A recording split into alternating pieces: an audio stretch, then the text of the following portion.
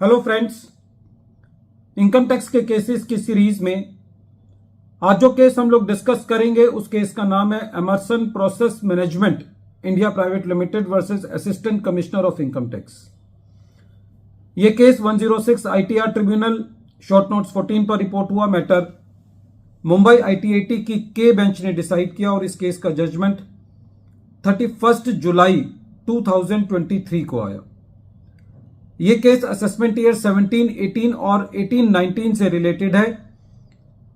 इस केस के अंदर एक चीज ये सामने आती है कि डिपार्टमेंट के बहुत सारे असेसमेंट ऑर्डर्स एक डिजीज्ड एसएससी के नाम में पास करने से या उन कंपनीज के नाम में पास करने से जो कि दूसरी कंपनीज में मर्ज हो चुकी हैं, अमलगमेट हो चुकी हैं। और दुर्भाग्य की बात यह है कि ऐसे केसेस में जहां पर डिपार्टमेंट को ड्यूली इंटीमेट किया जाता है कि जिस नाम में आप असेसमेंट प्रोसीडिंग्स चला रहे हो, नोटिस भेज रहे हो, वो एसएससी अब एग्जिस्ट नहीं करता, वो नॉन एग्जिस्टेंट है, तब भी डिपार्टमेंट के जो ऑफिसर्स हैं वो इस चीज का संज्ञान नहीं लेते और अपनी असेसमेंट प्रोसीडिंग्स के साथ एक भाव में असेसमेंट ऑर्डर्स पास करते हैं। ये इस चीज का एक परफेक्ट एग्जांपल है कि किस तरीके से जो एसएससी के सबमिशंस होते हैं उनको पढ़ा भी नहीं जाता, क्योंकि यदि उन सबमिशंस को एक बार पढ़ लिया जाए तो डिपार्टमेंट के बहुत सारे असेसमेंट ऑर्डर्स खराब होने से बच सकते हैं। इस केस के अंदर भी कुछ ऐसा ही हुआ। एक कंपनी पी लिमिटेड एसएससी के अंदर मर्ज की गई। जो असेसमेंट का नोटिस आया वो पी लिमिटेड के नाम में आया। जब असेसमेंट चल रही थी तो एसएससी ने additional commissioner of income tax को, जो कि इस केस में ट्रांसफर प्राइसिंग ऑफिसर थे, उनको 2 बार यह इंटीमेट किया कि जो पी लिमिटेड है वो एसएससी में मर्ज हो चुका है।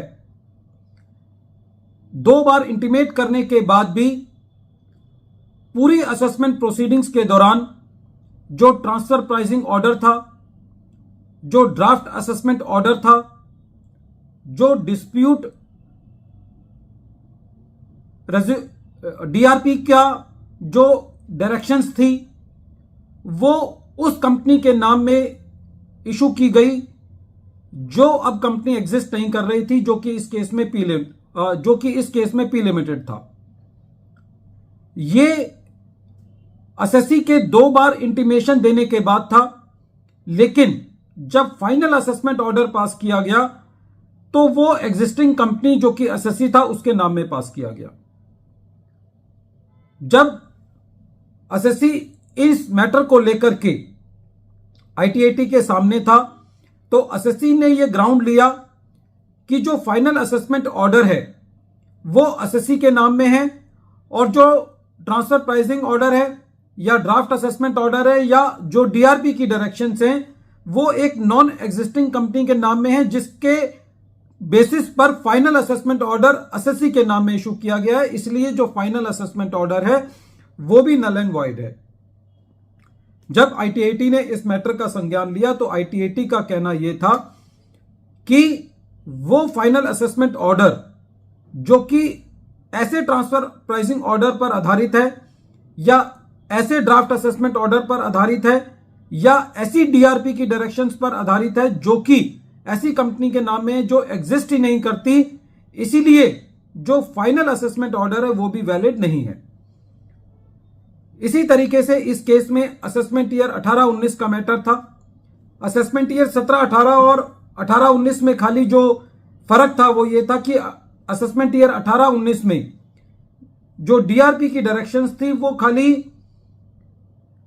उस एसएससी के नाम में थी जो एग्जिस्टेंट कंपनी थी, लेकिन जो ट्रांसफर प्राइसिंग का ऑर्डर था और जो ड्राफ्ट असेसमेंट ऑर्डर था वो असेसमेंट ईयर 18-19 के केस में भी नॉन एग्जिस्टिंग कंपनी के नाम में था। इसीलिए आईटीएटी ने यह कहा कि असेसमेंट ईयर 17-18 और 18-19 दोनों के केसेस में जो फाइनल असेसमेंट ऑर्डर है वो नल एंड वॉइड है।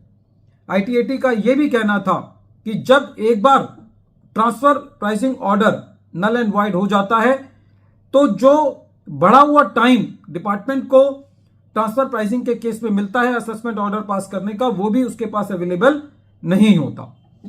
वीडियो के अंत में एक बार फिर मैं केस का नाम रिपीट कर रहा हूं। केस का नाम है Emerson process management India private limited versus assistant commissioner of income tax, और ये case 106 ITR tribunal short notes 14 पर रिपोर्ट हुआ। मैटर मुंबई ITAT की के बेंच ने डिसाइड किया और इस केस का जजमेंट 31 जुलाई 2023 को आया। Thank you friends.